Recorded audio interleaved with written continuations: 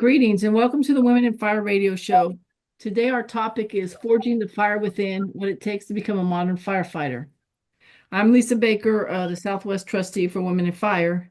Today, I have Kim Phillips, who is a district chief in the City of Houston Fire, and firefighter paramedic Kat Desonier, who is a firefighter paramedic with the Evans Fire District in Colorado.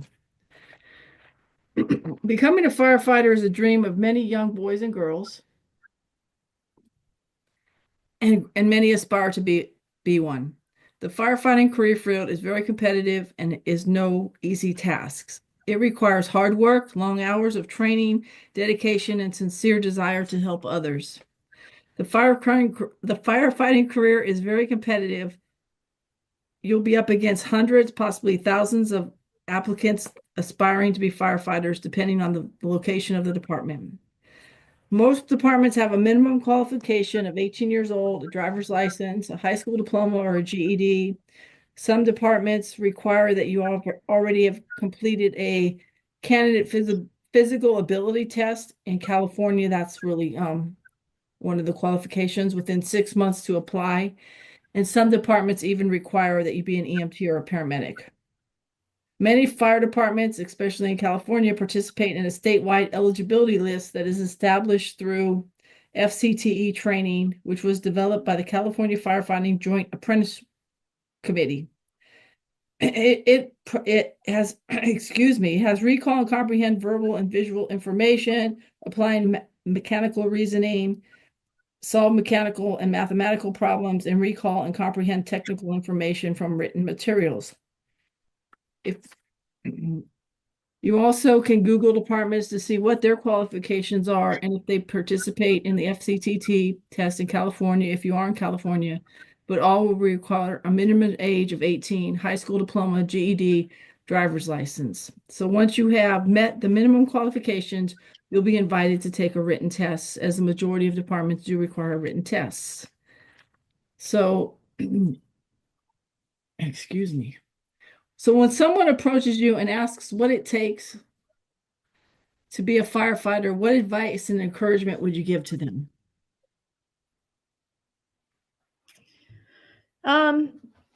I think the first thing I would tell them is to know the difference between discipline and motivation. I think motivation only goes so far, and you really need discipline to be successful in the fire service, especially just starting off. Even testing can be soul crushing really hard, but then getting to the academies, there's going to be tough days out there. There's going to be days when you get online where maybe you're tired and don't feel like working out anymore, and that motivation dies, and you have to back that up with discipline and make sure you stick to what your plan is and back up why you're there. I think being vulnerable in the fire service is really important too. Coming in and being able to bond with people and share personal stories, and being vulnerable enough to admit when you need to work on stuff and be honest with others. I think you have to have a reason why you're there. We commonly discredit in interviews when we say, why did you get into the fire service? And people say, I want to help people. And that answer is almost frowned upon now because it's so generic, but it really is the reason that we should be here in the fire service. Most fire departments don't run a high percentage of fires anymore. Most of the things we do is community service and EMS, and we're dealing with people. So if you don't have the desire to help people, it's just not the right job for you. And then I think that having grit is a huge factor in the fire service, and just never giving up, working towards a goal, even when it gets hard, will get you so far. Just never saying I can't and always having an I can attitude.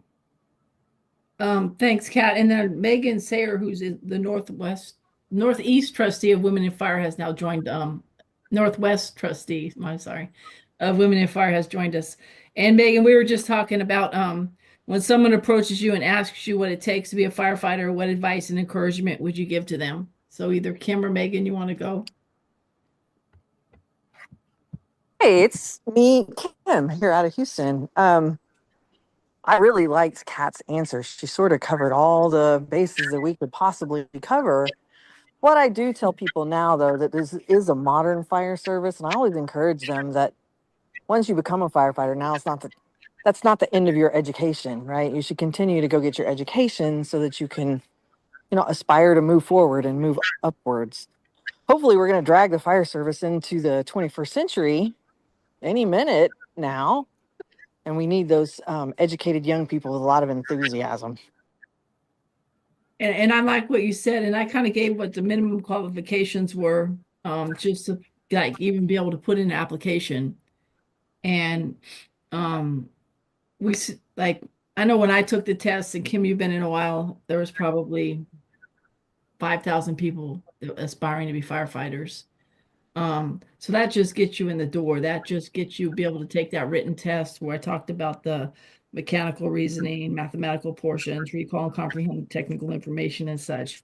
And then once you take that written information, Kat, you had some really good points of, I mean, anyone could walk in and take a written test.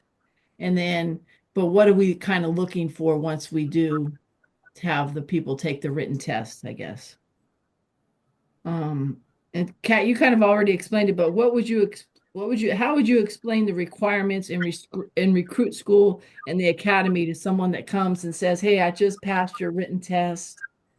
I mean, it happened where I used to work all the time. They passed the written test. They had taken this, they had their the candidate physical ability test card. So then they'd come to the fire station and they'd want information for the oral interview. But I mean, what would you? How do you explain the requirements in recruit school? Because once you sometimes would explain, they didn't really comprehend what they were getting into. I noticed with some of them. Yeah, I tell a lot of the academy people who come in. We had a couple people go through academy. We actually hired one on the department I currently work for.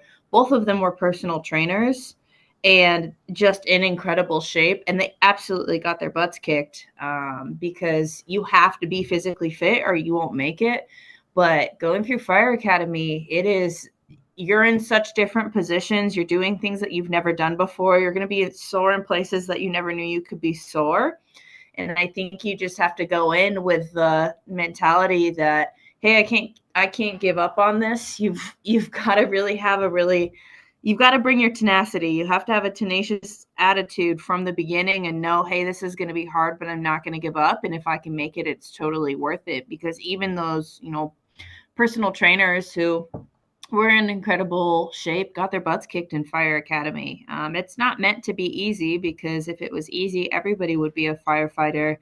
And just know going in, it's going to be hard, but you're also going to make some of the best friends that you ever make, and you're going to do things that you never thought you were capable of, and you will surprise yourself. So I think the whole fire service is just it's such a mental game. You have to have that mental resilience to get through it, and the academies really weed out the people who don't have that. But it's the most incredible feeling in the world when you get through that and you're getting your badge pinned and you realized how much you're capable of, and to carry that attitude through your career, and every time you meet a challenge knowing, well, hey, I already overcame one, why not keep going?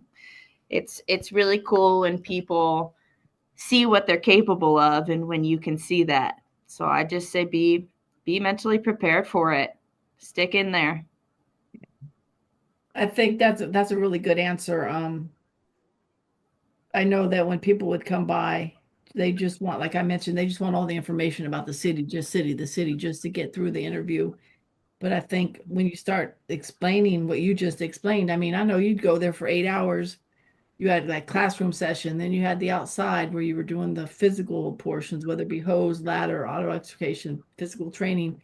You went home exhausted, but you still had to study, which you learned in the classroom portion to be able to apply it to the next section of your training. So it is very physically and mentally demanding. And I like how you said that some of the physical trainers had problems with the equipment and such. You didn't mention equipment, but the training. I know in California, I'm not sure if any other departments use it, is they have the candidate physical ability test, which is the CPAT. And there'll be guys that will just think they could pass it. I know there was a guy at the gym where I work out, he was going to go take it. I'm like, well, have you trained for it? He's like, no, I could pass this, no problem. and he didn't pass it because he didn't go to any of the practices.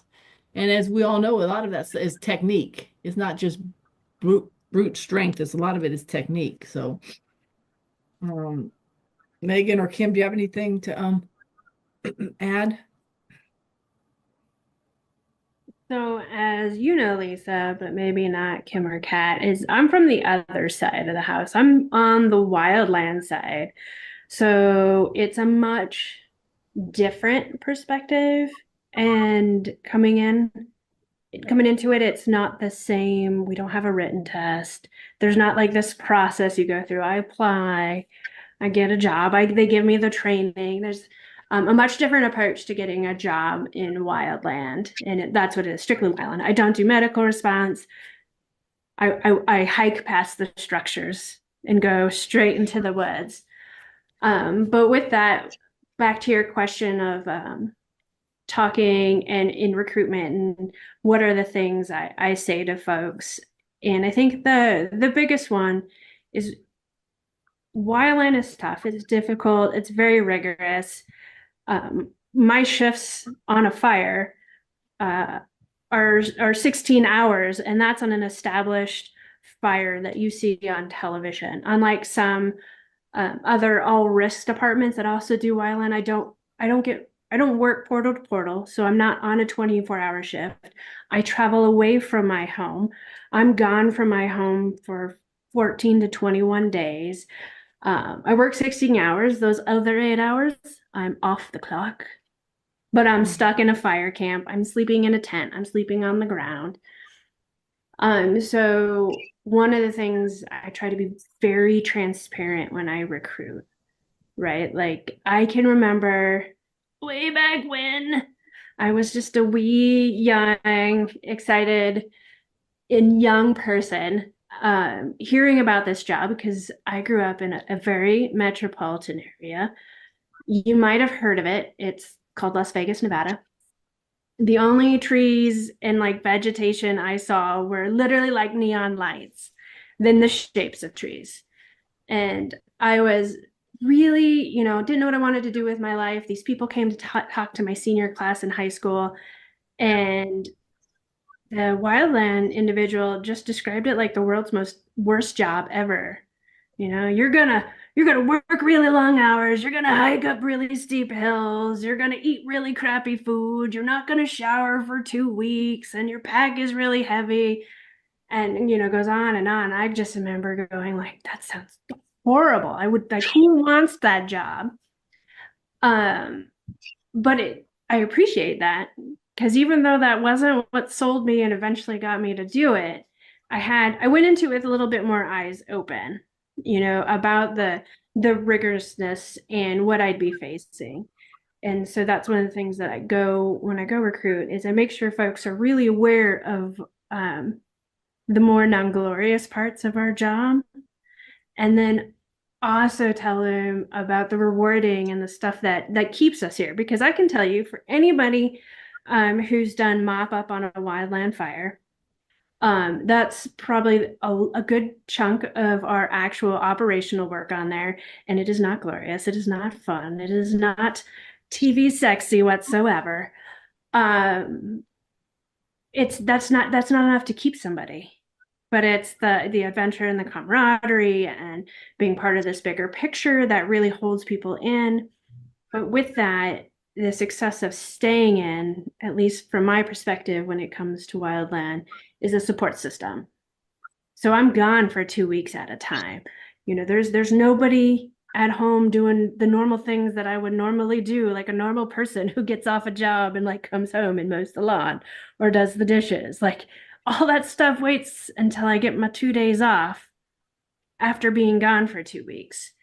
And if it wasn't for having a really supportive family and having really supportive and welcoming communities when I would move around to work on wildland, that a lot of that would not have been possible. So as much as hiking up the hill is my own 2 feet, the ability to get me to the hill is a community of people behind me. And I joke to people all the time, like, technically, if my address until I was like 30 was my parents' house because of just the nature of like, I can guarantee if I got a bill and it went there, like it would get taken out of the mailbox before it was overdue. If it got mailed to wherever I was living, like there's a fair chance by the time I got to home and got to that mailbox, that bill would have been due long beforehand. So, yeah, if it doesn't matter how hard I work, if I didn't have that behind me, I definitely could not have sought this out as a career. Kim, you work for a large, excuse me, city fire department that has seen a lot of people leave within the last few years, and now you guys are starting to rehire the individuals back. Has it, do you see that's as successful or? I heard the part about where Yeah, we were hiring the individuals back, but what was the question? is it, are a lot of people coming back? Do they realize, I guess they left for greener pastures, probably more pay? Um, Mm, is it successful that they're coming back to your agency, I guess is my question. well, I mean, the definition of success is depending on what end of the spectrum you are, where it should have, if we were fully staffed, we would have 4,100 firefighters on the line, right? That includes, staff people, support staff and all that sort of stuff. We're currently still quite a few short. I'd say almost 700. I know that staggers people. Sometimes it's the size of a whole other department. We're also having a paramedic shortage, a crisis, and I'm not going to go into the gory details. Everywhere. Our new command staff did institute a process that has met with mixed expressions of delight for hiring people who left. There's a good contingent that said, you left when we stayed. And, I guess welcome back. And of the people who left, we've only hired 9 back. Oh, So I'm not sure if this was a wildly really? successful endeavor or more of a, staged delight. But a good number of the people are just like, well, you left. Yeah. So part of the fire service system, as the other ladies have touched on, is it's a family. And it extends a little bit to other departments, right? Firefighters everywhere. They walk a certain way, they do certain things. If you can sort of pick them out, but again, I can only speak for Aunt Kim here. You quit, you went someplace else, and now you want back in the family. Okay, so it hasn't been wildly successful. We're starting our recruiting efforts, and we're doing a little bit better. So we'll see what happens. It's a long-term process. There's no easy fixes on that, right? Yeah, no, I wondered about that. I mean, they left for whatever reason they left, and then now they want to come back because there is a new command staff and a new mayor and such. And you're right, it's kind of like, well, we stayed here through all the rough times where we weren't getting what we needed and such, and now because you see we're getting what we're getting, now you want to come back. So that's just my take from the outside. Yeah, same here. It's again, that's what we talk about when we hire people, and I tell people to have expectations. The expectations aren't instantaneous; they're not TV ready. You need to look long, especially to the ladies. We need to look forward. We need to look ahead. I'm not sure what sort of environment we're fixing to enter into, and Lisa, you and I are old in the department, and I know that question's coming up in a little bit, and I have feelings about it. So. Yeah, it's we're in strange times right now in the fire service and in the nation. So why are the standards in place and why are they across the board the same requirements for all? There's a lot of talk on the news and social media and everywhere else that people seem to think certain jobs hire people to fill certain requirements that haven't met the same requirements. I mean, I've within the last 4 weeks, people I see at the gym that knew I worked in the fire service have asked me, did I have to pass the same requirements as the men to be a firefighter? Did I have to pass the same requirements as the men to get promoted? Unfortunately, that's the rhetoric that's being put out there that people are just kind of getting hired that I think some people think we're just walking up to people on the street and asking them, hey, you want to be a firefighter? Come on, here's your equipment. You can go be a firefighter. So we know there's standards in place, and we know that everybody passes the same standard. And I could speak from my personal experiences. Probably my three guests here could speak from their personal experience. We probably worked twice as hard as anyone else to get the job. We wanted the job, especially Kim. You've been in a while, I've been in a while.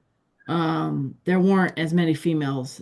I mean, there's not a lot of females now, but when we first came in, there weren't a lot of females. So there really wasn't anyone to go and ask for advice from about what to do. So we, I know I personally came in with the thought process of people didn't think you belonged. And I worked in a pretty diverse department, that you didn't belong. You got hired because you're a woman. And I know that women that I know personally work twice as hard to prove themselves.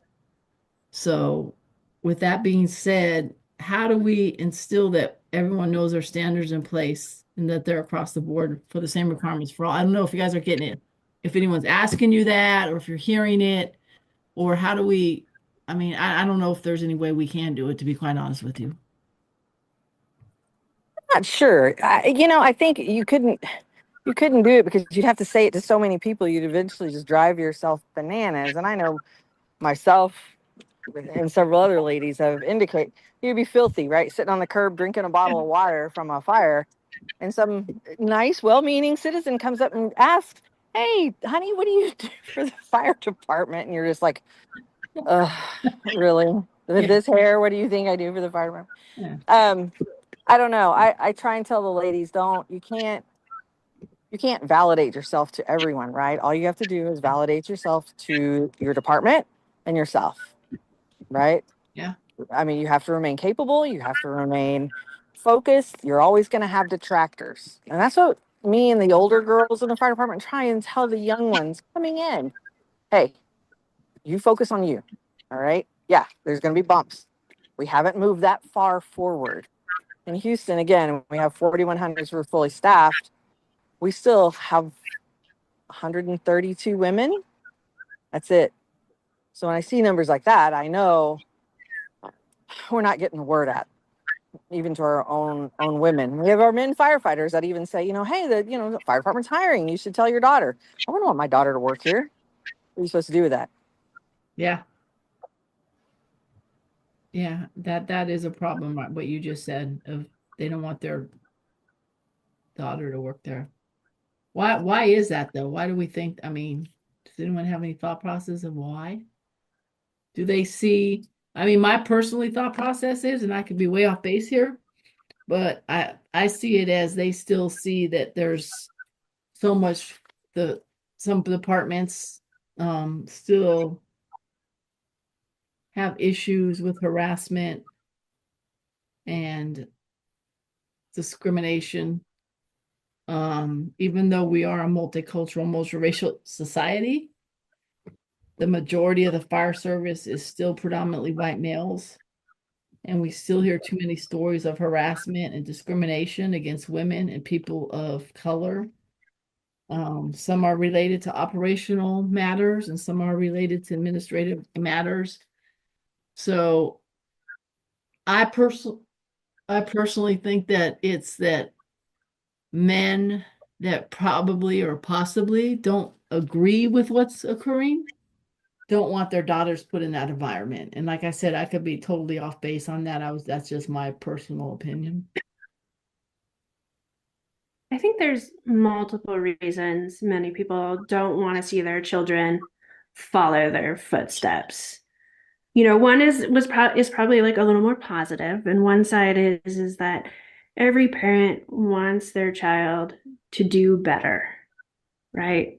To be better off, to accomplish more, and oftentimes that you look at your own and where you're at and where you are and how hard you had to work to get there, and you hope that your child can get somewhere further without having the same challenges. And so I think that's part of it. And I think the other part, coming from a female perspective, is that I know what I went through. I know what I had to do. And there's a lot of that there's a lot of positive that has come out of that for me. And there's also a lot of hangups I still have, a career later. But there's that emotional component of the trials and tribulations and the letdowns and the complete opposite of support and welcoming in some instances is what like sticks really, really hard. It's like peanut butter. You can wipe it off, but it's like it just takes forever to wipe it all off. And I don't want anybody else to have to deal with that, right? And as I think a lot of people who've been in any field long enough, we like to think we know what it's like at the ground level, even though we're no longer at the ground level. And so when I think about what I went through, especially at the beginning of my career, I hope it has changed and it's not the same for folks right now. But I think about what it was like when I went down there. And even as much as I like to think I still have my pulse on, all the things that are happening and people coming up, I don't. I have no clue. I'm removed from that perspective now. I'm removed from being that first year firefighter.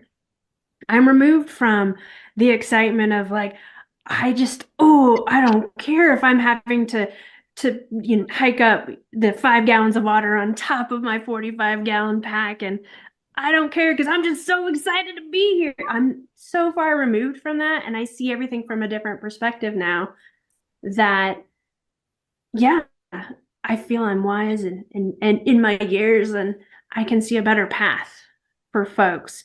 And I don't know if that better path exists right now for somebody coming in because I'm so far removed. And so I just look at it from, lack of a better, my ivory tower position that I'm in now. And I look down and I don't know how to evaluate what it's like for people coming up anymore to give a really good, honest opinion of do I think it's good for them. I think it's a personal choice.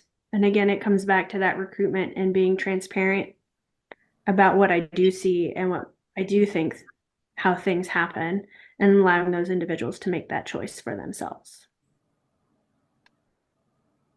Kat, or excuse me, Kim or Kat, you have anything to add or?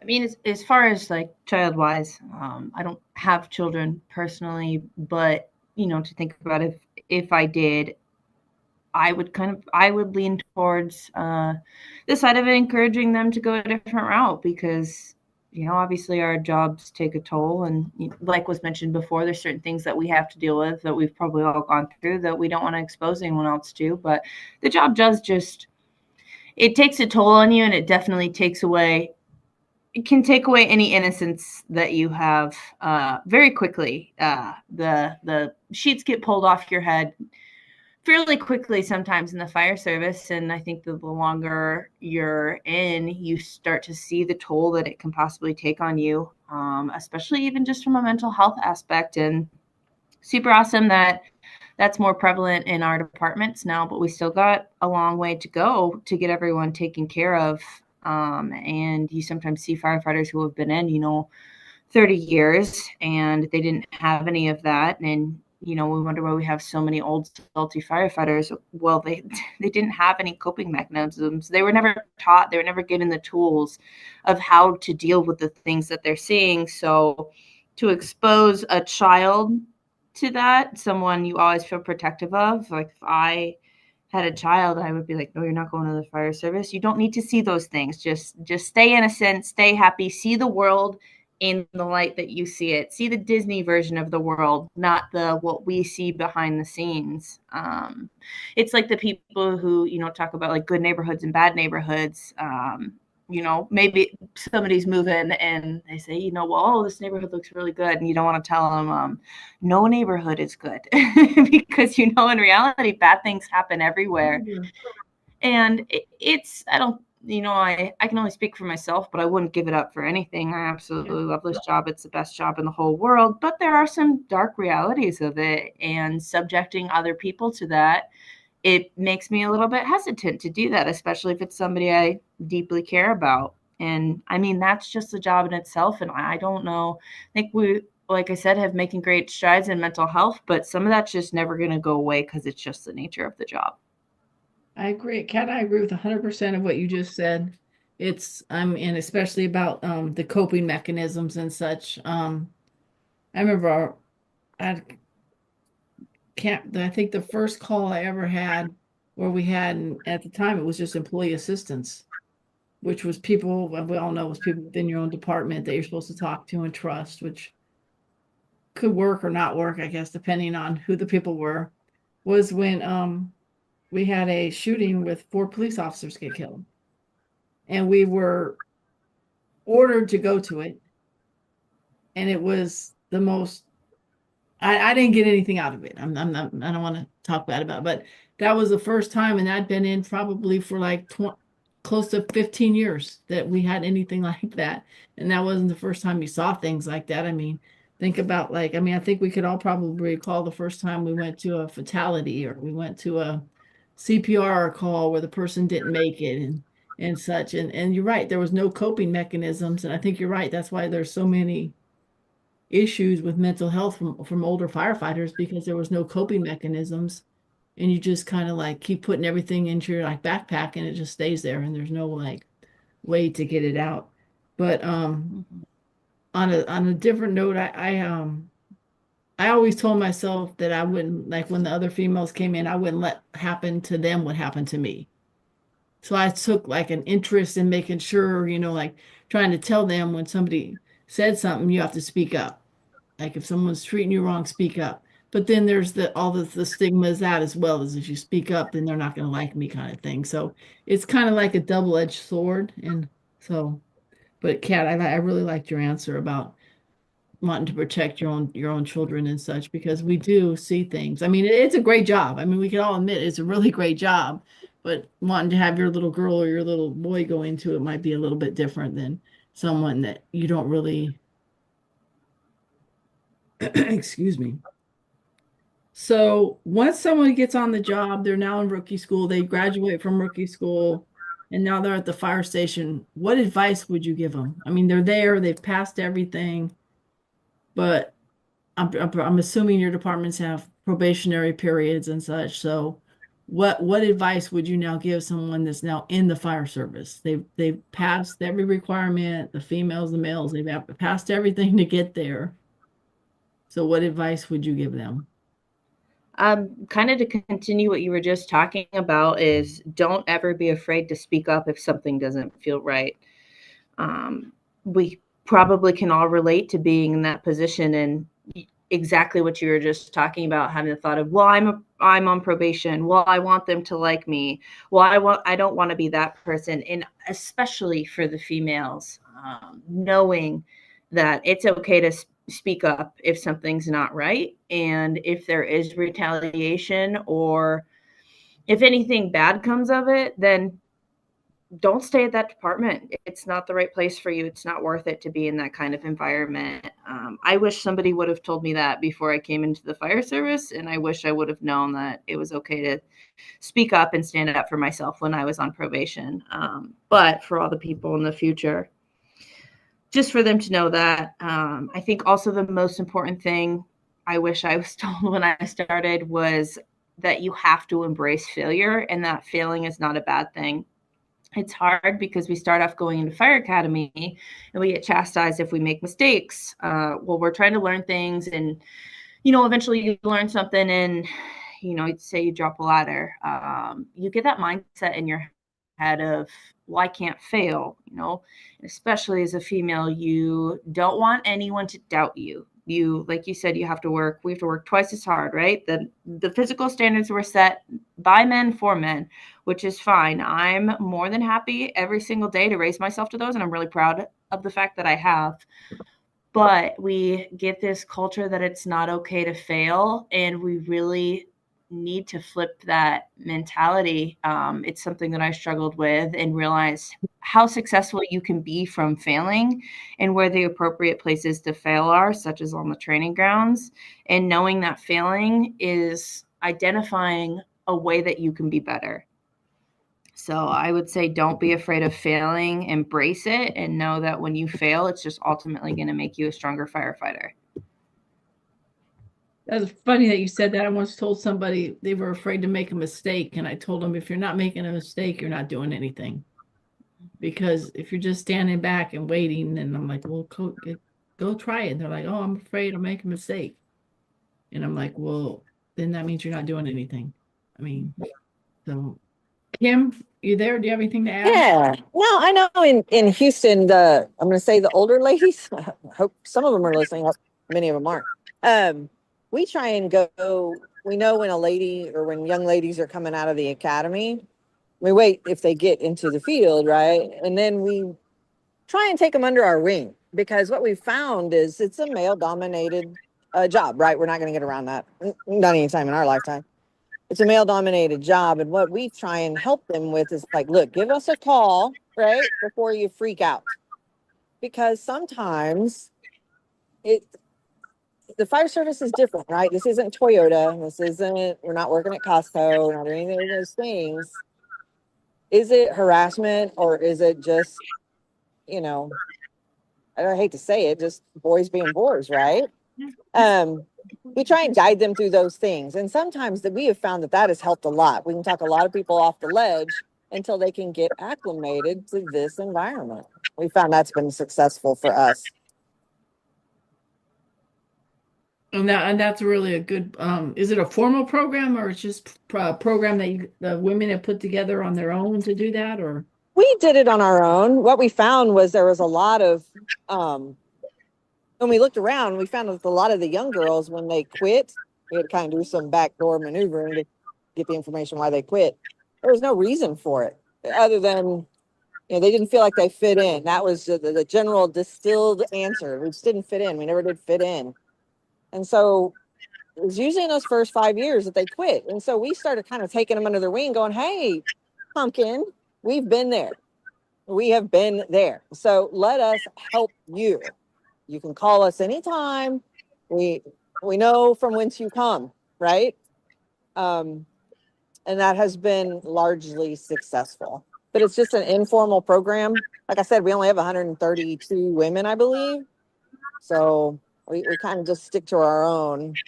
We don't it's not a lot of, we like doing it on our own.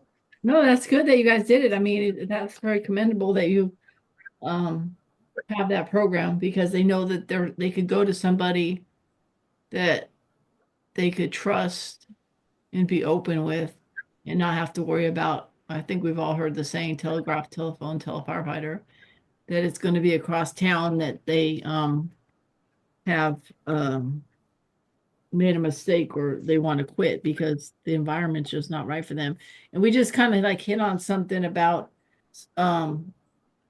the environment of the fire department and such, and how it is. So I think both male and females, I don't think some of them really know I mean, they know like it's the fire department. They know, especially if they don't have any relatives or anybody in it, that any family members or any friends that are in the fire service. So they know they're going to go to recruit school or the academy, and they're going to do training for 16, 18 weeks, whatever it is. And then they're going to be in a fire station. And I think that some of them don't really understand the complexity of being in the fire station, what that entails. So how do we ensure, I guess, that when people want to be a firefighter, what it takes to be a modern firefighter, and Kat, you kind of hit on it at the beginning, that they understand what is the fire service, what it is, what they're actually getting into once they, go into the fire station. Because I know I've had people that didn't quite understand the whole dynamics of the fire service. Once you got into the fire station, the different dynamics that occur inside a fire station, and we all know it's like a family. And so I don't think they quite comprehend that. So how do we ensure that when we're recruiting or even like somebody's just coming to the door asking what it takes to be a firefighter, that we ensure that they understand the complexity of what goes on in a fire station, if that makes sense. Yeah, the first thing we tell them is like, we're here 24 hours. That seems to catch a lot of people off guard. And they're just like, well, when can I go home? I'm like, I said, well, in these 4 refrigerator, I don't know how you explain it. I really don't. Maybe we should write more children's books, on, hey, this is what a fire, but so many fire departments have a different look. They do. I don't know, Lisa. I don't know how and Kat and Megan, I don't know how we tell people. I think being honest with them, but I don't know if even being recruited is the time. I think in the academy is the time, right? I know people don't want to waste money on a recruit. It's like, I would stay there all night, work, I can't bring my dogs. So I don't know. I think at the recruiting stage, it's way too difficult, right? I think there's a lot of power in stories. When a lot of people ask, like, what does it take? We tend to go, like, what are our operating guidelines? What are the rules? What are the steps? What are the processes? And those don't capture what it is, right? They don't. There's a lot of unspoken things that are, unspoken rules and unspoken standards. And like I said earlier, I can tell you, when I first heard about what wildland firefighting was, I was like, oh, hell no. That is horrible. I'm not doing that. That sounds, oh, I couldn't even, I can distinctly, I picture myself sitting in that classroom and distinctly saying those things. But it was when, through another job I had in my first year in college through the summer, where I got to interact with some of those wildland firefighters, and it was their stories. It was them sharing what they do and how they do it through, like, for lack of a better way, that one time at band camp, just telling those stories that really captured those informalities, those little bits of what it was really like, what it really meant to be hiking up those mountains, what it really was like when you didn't get to shower.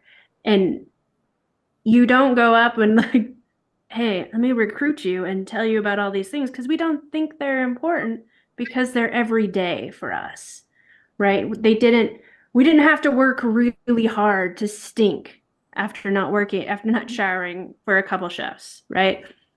It, but those stories and talking about them and sharing those inside jokes, those moments of hilarity because somebody did something silly, or those light bulb moments when something finally clicked for us, telling those stories really shares and captures stuff that's really hard to articulate without having to actually articulate specifically what it is. So like when I think about, you guys talking about the 24-hour shifts and not going home, like I bet you have a ton of stories about a shift of something being in the station for 24 hours, and like there's probably a day somewhere in your career that you can remember one of those shifts and what it was like. And that through sharing that story, somebody who has never worked at a firehouse, my 24-hour shifts have all been like initial attack, very operational, quite a bit, like I'm assuming quite a bit different perspective. But I bet I could get a pretty good feel of some of those unspoken things within your job if you were just to share with me a story. That's true. I mean, I agree with that. I think one of the ways we could do it better is marketing, like so that departments understand, like they just see on the side of an engine, so and so fire department.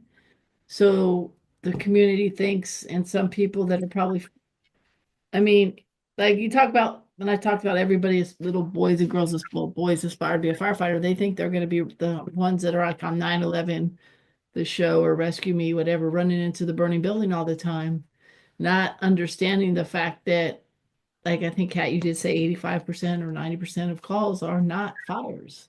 especially depending on the area that you're at. So I think marketing, instead of just saying we're a fire department, and I know of one department down in Southern California actually changed it to that they were a fire rescue department. So people understood that they did do rescues as along as firefighters. And I had somebody, we had medics, we hired lateral medics and firefighters, and the medic thought they were going to be on an ambulance. We don't transport. I don't know how they didn't know we didn't transport because they came from the transport company. So they thought they were just going to be the medic on the engine, and that was it. Like if they went to a fire, they weren't going to be involved with the fire kind of thing. So that's why I kind of asked that question. It was just like, how could you think that? You were like in the training when it was going on. You've been 6 weeks into training, and now you realize, why are we doing all this fire stuff? I'm just going to be the paramedic. So I think marketing would help some maybe, but some departments do marketing better than others. I know like during COVID, they did have departments on the internet or on social media and such showing like, hey, this is what we're going to look like when we do show up, so that you're not afraid that when we walk in with Tyvek suits to your house with respirators, that this is what's going on. Yeah, we had COVID in California, Kim. I don't know what Texas did, but I know. I was in charge of it for the city.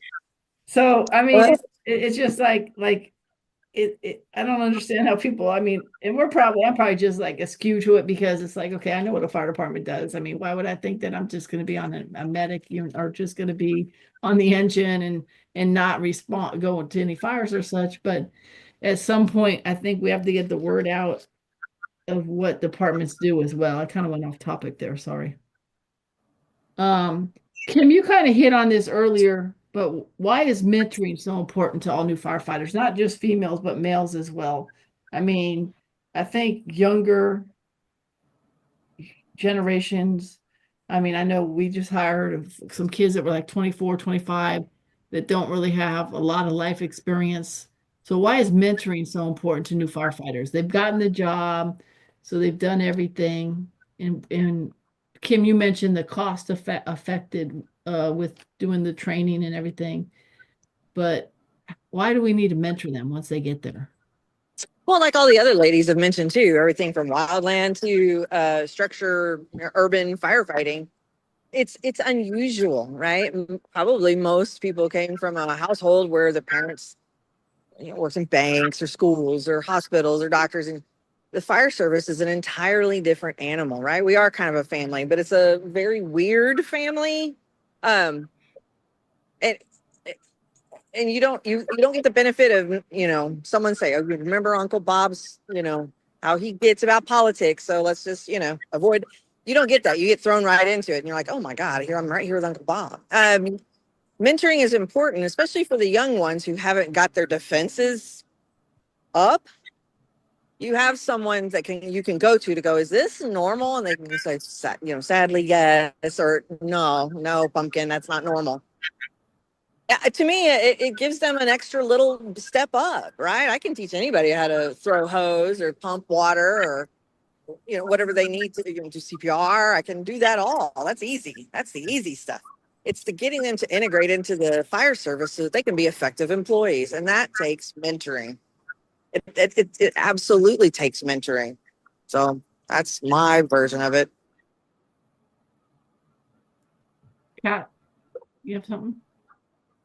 Yeah, I mean, I think it's super important just to learn, the tricks of the trade, like different methods of doing it. You come out of fire academy with such a base knowledge, like it just basically, I think, scratches the surface of the fire service. And especially if I know a lot of the academies are doing EMT and fire academy together. I did mine separate. I can't imagine going through EMT and fire academy at the same time and then going out and being like, I'm supposed to know what I'm doing now. It's just so much. And everybody has different ways that they do things. And those are the things that you learn from mentors, like how, for a small guy or a female or a tall guy, like everybody throws ladders differently, just as an example.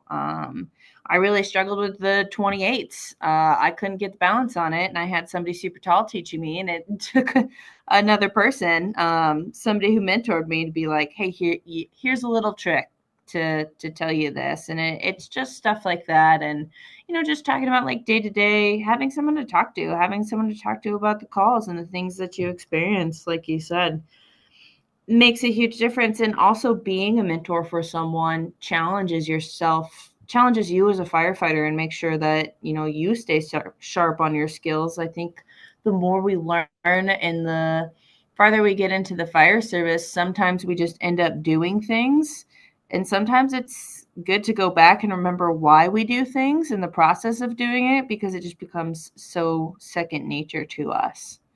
But I think it's somebody helped me get in the fire service, and now I get to help others get into the fire service and succeed in the fire service. And I think by building each other up and continuing that and teaching that to the newer generations coming in, we can all be more successful, because there were many that came before us. And although tactics change, there is tradition in the fire service, and we've all been here for a really long time and worked really hard. So why not pass that knowledge on and make sure it gets to every single generation of firefighters to come? You made a really good point, Kat, that when you're in the training division, you get a lot of information, and it's pretty much in a sterile environment as well. It's like, we're going to throw ladders here. This is on fire and such. And once you get to the stations, I mean, it's a different way. It's a different environment as such. And to have somebody to ask and to say, hey, is this the way we do it in here as opposed to in the academy and such, makes all the difference. Someone that you could trust, someone that you could turn to and ask questions. Megan, you have anything? I think when we think of mentoring, we automatically think of somebody more experienced mentoring somebody new, right? This very formal that has maybe an authoritarian, influential difference or a different power dynamic. And I think some of the best mentoring I received throughout my career was actually from my peers, right? Like, here are individuals who haven't been there and done that. They're going through it with you. And with that, so you all have the same kind of that doe-eyed, I don't know what I'm doing perspective, but at the same time, because of each of your different experiences or personalities or different relationships you have, you come at it differently. And I think some of that is super awesome to deal with, because I'm not trying to impress necessarily somebody at my same level. Um, I've experienced maybe a little more open and honesty about the difficulties and acceptance of, like, okay, this is where we're at. Okay, I found out this piece of information and I got this piece. And then there's this freedom to complain. I had a different word there for a minute that I needed to filter out. But right, there's that. And I think with that, you guys tend to move up through the career ladder together, where I have found personally, every time I found that mentor who had been there, done that, and was way more experienced, they seem to retire shortly after I find them. And then I'm like, dang it, that was so awesome. And now you're not in the system anymore. And like, this isn't helping. But those peers, like, there are people that I worked with, 20 years ago, who I still reach out to, though now we don't work in the same district, we don't work in the same state anymore. Like, I can reach out because we came up through the system together, and I can ask a question because they chose to go this way with their wildland career, and I went this way. And I'm like, hey, I have an aviation question, or hey, I have an engine question, that I've developed this network that's grown with me that I have to draw upon. And so I think that kind of mentoring we tend to overlook, but it helps us become more successful and have those connections and relationships as we move throughout our career that we can also lean on during hard times, like that difficult call, those situations. Is this harassment? Is this not harassment? We've developed this trust between us because right? We tend to grow really strong, and when we suffer misery together, it forms bonds that like are some of the strongest I think I've ever had, and that allows me to have a little bit different vulnerability with them than with like a mentor who's more experienced and in a different spot in their career. Yeah, we've also found out that the older women, for me, mentoring is someone with more experience, right? So, because sometimes I've been with people who will lead you astray because you're all in the same boat together. With us, we found that the older women too can have a little more gravitas behind them. So if there's a fight to be taken somewhere, we can pick it up if it's worthwhile and help the little ones, because they're too, I mean, they're not going to front up anybody, but us old girls are like, we don't care. So we found that helps too. So, the next question was, thinking back to when you entered the fire service, what changes have you seen as far as as far as the hiring goes? Kat, you kind of hit on it at the very beginning when you said community service and such, and what you're actually looking for in a firefighter when someone comes in and everybody says, the answers, but I want to help the community, I want to do this, I want to do that. And I mean, interviews could be so subjective depending on who, is on the other side, of the table.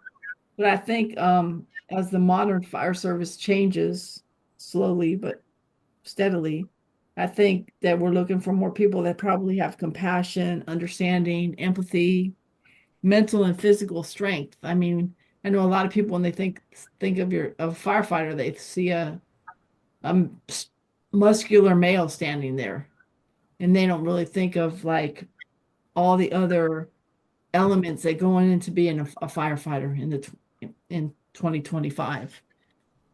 So I think it's important that when we're like trying to hire people or what it takes to be a firefighter, that the person does have compassion, understanding, empathy, mental and physical strength, as well as the wanting to serve the community and understanding that communities can be very diverse and wanting to fulfill um, the oath that they take when they say that they want to be a firefighter. Does anybody have anything to add on that? I don't know. In Houston, we're having some difficulties.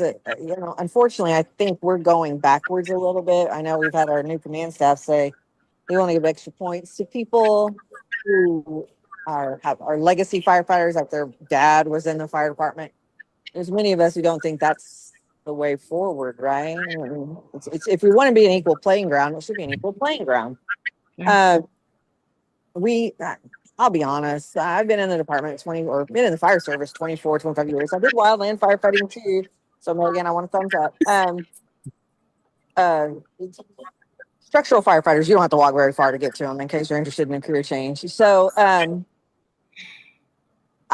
don't, when I came in as an idealistic firefighter, I don't think we've changed that much.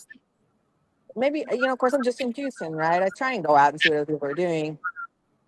It kind of makes me a little bit sad because I feel like Lisa and me and, Kat, you will, and Megan we've tried so hard to get the playing ground even. We've tried so hard to get, the mentorships going. And sometimes I sit at my desk and go, really, this is as far as we've come?